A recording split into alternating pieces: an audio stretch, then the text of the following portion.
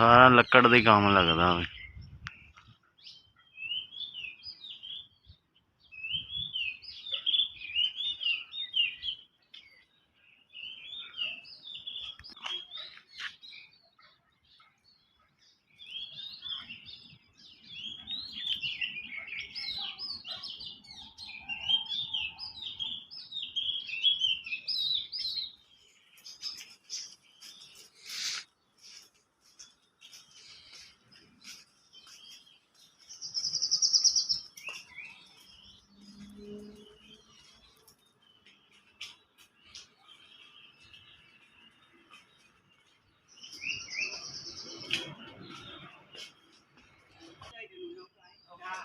ขอบคุณค่ะไปดูแล้วสระน้ำอ่ะ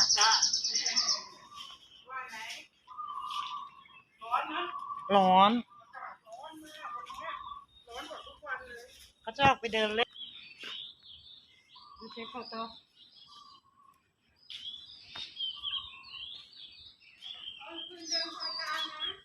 โอเคค่ะ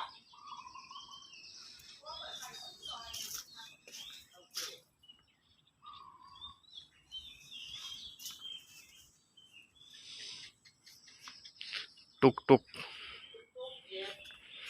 टुक टुक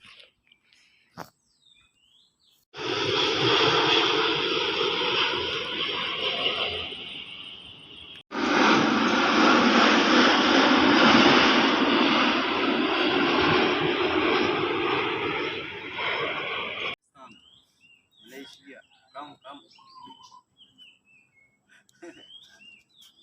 मारी मारी Malaysia Malaysia मारी चिपत मारी दा ओके मारी मारी मारी मारी चिपत मारी मलेशिया मलेशिया चिपत मारी बीबी बीबी पैर पीछे मलेशिया मलेशिया मारी चिपत मारी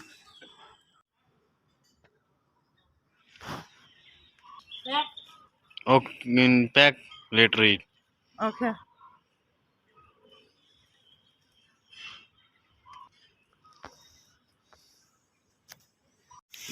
हाँ जी अज लास्ट नाइट है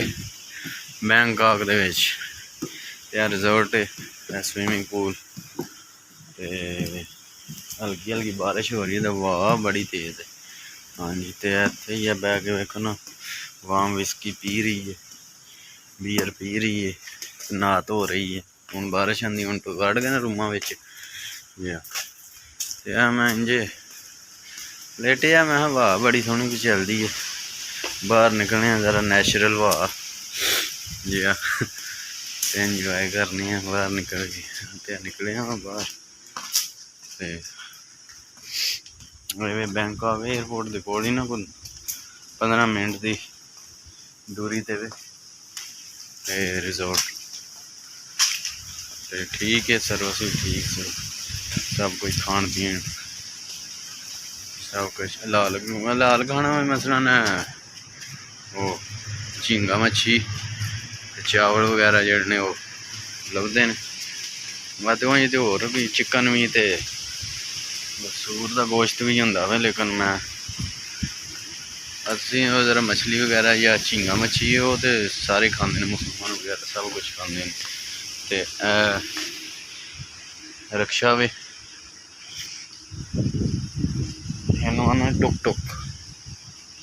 इत्थे दी जबान विच